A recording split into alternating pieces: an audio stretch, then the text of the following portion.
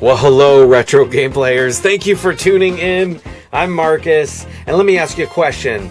What kind of pickup video is going to be a mix of a Vectrex homebrew, a vinyl record, some ToeJam Earl, and a PS4 arcade stick?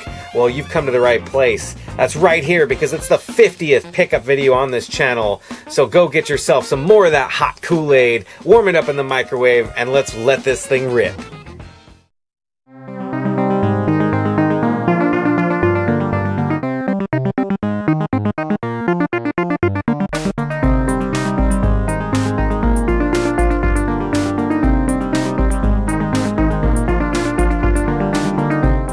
Alright, so starting this video off right, we're listening to and you're watching this record play right now. It is the Ittle Dew 2 soundtrack. Now this was sent to me by Philip over at SideQuest and Twincade. He's got two different YouTube channels. I will link those both down in the description. Also, he has a record label called Gigantic Noise, and this is his latest vinyl release, which he sent me, which is really awesome. I love vinyl records, you guys probably know that. But this game is one that's on PS4, Xbox One, I think it's on the Switch, and even PC. This is a Zelda-style adventure game, I believe. Like, it's kind of like that. It almost looks like a Zelda clone. But the artwork is really cool. The soundtrack, comes on 2 records, which is really awesome. And the music is really diverse, so like, I was really impressed with it. So, hope you guys dig that. We're going to listen to that throughout the video. But yeah, dude, thanks again. Go check out his channel. Go check out the record if you guys are interested. It's by, let's see, Matthias Hakulinen. I think I maybe said that right. And then it says guitar written and performed by Jeff Polkinen. So, that's who did the music and the guitar, apparently. But yeah, it's pretty cool. It like totally ranges in these different styles, which I like. So we're going to listen to that. Thanks again for that, dude. I really appreciate that. And let's launch into this next item.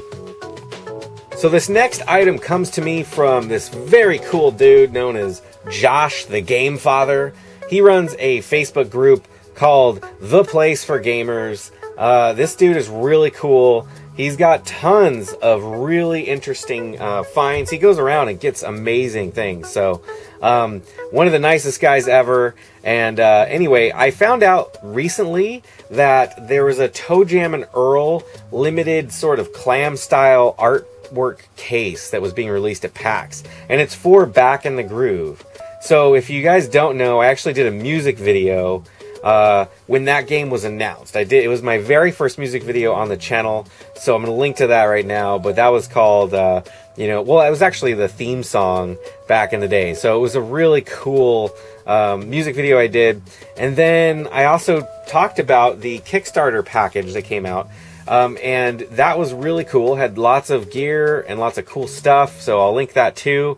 But I'm a huge ToeJam Earl fan, and when I saw that this was released, I was excited, but I was bummed because, you know, I backed the Kickstarter thing. This was not something that was included, which is pretty disappointing. But with that said, Limited Run got a booth up there at PAX, and I had mentioned to Reggie, hey, dude, do you know anybody that might be going up there? Because I thought maybe he would, but he wasn't. And so anyway, Josh hooked us up, man, and he went and got me a copy. So I have not unboxed this. So I've got my Batman knife. Let's check this out. I really appreciate it, dude. If you guys are looking for weird and cool items, definitely go check out The Place for Gamers, the Facebook page, and I will link to that as well.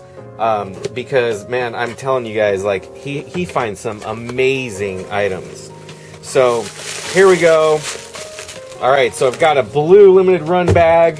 Definitely pretty cool. Must have come from their booth. And got a shirt. Whoa! The Game Father. Nice. Oh, and a limited run button that just fell. That is really cool, man. I should just put that on. That's what I'm going to do. Oh, yeah. Nice. Thank you. I really appreciate the shirt, man. That's awesome. And then here is the game, dude. He fucking pulled it off. Wow. I mean, honestly, pretty sick. So, Genesis style game. And here it is. It says limited run, Human Nature Studios, back in the groove, 2 hip aliens, and a serious jam again. They only made a few of these, and it's got a repro cart, which is pretty interesting. Oh, it's actually cardboard. Let me check this out. Feels like there's something in here. Oh wow, they're actual trading cards. You know, I'll get some better shots of these. This is pretty awesome. So limited run does usually include like trading cards in their games, which is something that's kind of cool, but I don't really get into collecting them too much. But yeah, so then that goes in here. It's got, looks like a fold-out poster. I don't think that's a manual. Yeah, it's just a big, giant poster. So I'll get some shots of that stuff. But yeah, really cool. I just wish that limited run, and in this case, Human Nature Studios, I mean, they could have like hooked up the Kickstarter backers, I think, or something. Because I think that this sold out really fast at the show. And so, anyway, dude, you rock. Thanks for doing that, man. That is like one of the coolest things. So, thank you again, and we are going to move up to a Vectrex game. Okay, so this is a homebrew game that came out recently for the Vectrex. I saw this, and honestly, like, I normally don't buy Vectrex games, but I saw this and I thought this one looks pretty cool. And when I played it, I actually realized, yeah, this is awesome. I watched some videos of it before I bought it, but it's by Vectrex Republic, and I'm going to put a link down below. It's definitely not cheap, but it comes with a lot of cool stuff, including an overlay, which is pretty awesome. So the game itself comes in a very cool, authentic case, and then inside, you know, you've got your game, which the cart itself is really good quality, and I love this game, actually. So the idea is that you start off in this boat, and you go to like 5 different areas on this map, and then you dive down, right? And so as you dive screen to screen, you're looking for a chest, and they're at the very bottom of each level. So you have to kind of dive and avoid different things, including platforms, jellyfish, sharks, and then you slowly run out of air, and you have to like take breaths in these bubbles that pop up. And so that's sort of what you do, is you go deeper and deeper, and it gets harder and harder to not, you know, drown, basically, even though you are a scuba diver. But when you find the chest, you can only open it if you've previously found a key. So on your map, you then get it marked as, oh, here's a chest, and then you can go to one of the other locations, find the key, and go back. Or sometimes you'll get lucky and you'll just dive, you'll get the key, and then the next time you go, who knows, maybe you'll get the chest. But the point is you do that, and you earn new treasures every time you do that. And then you go to the next level, and it's a little harder. One thing that's really cool about this game is the music is phenomenal. So I'm actually going to just play a little bit right now so you guys can hear it.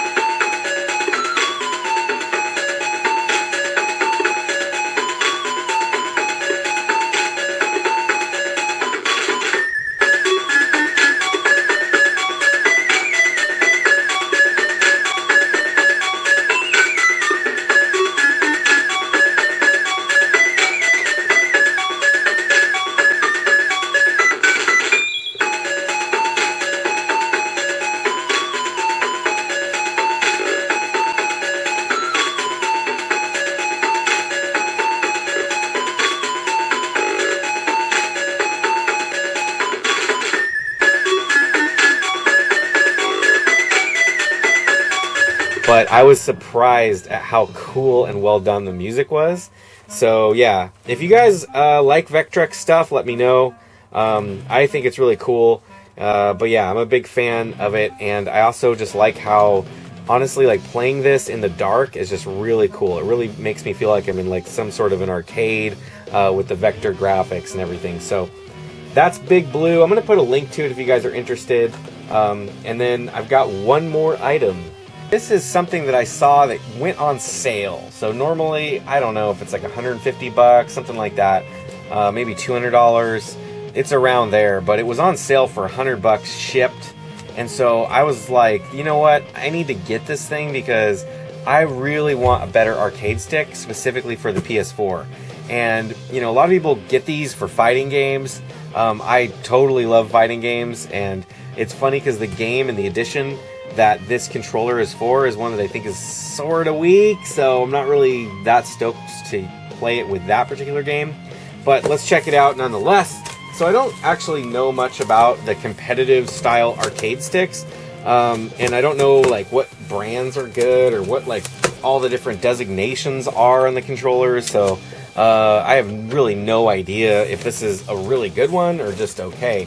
Now, the brand is Mad Catz, which is pretty funny because when I think of Mad Catz, I instantly think of all of the N64 sort of knockoff controllers that they made, and like the steering wheels and stuff like that, and they were always, I don't know, I would say they're kind of crappy, but apparently nowadays they're pretty good. I don't know, at least for these joysticks. So here it is. This is the Street Fighter V. I can't even get it all on camera here. Street Fighter V edition TES. And let's see. Oh, and actually one thing that's cool is that this is shipped in a Mad Catz box. So anyway, here it is. PlayStation 4. I think it works, oh yeah, with the 3 as well. So PlayStation 3 and 4.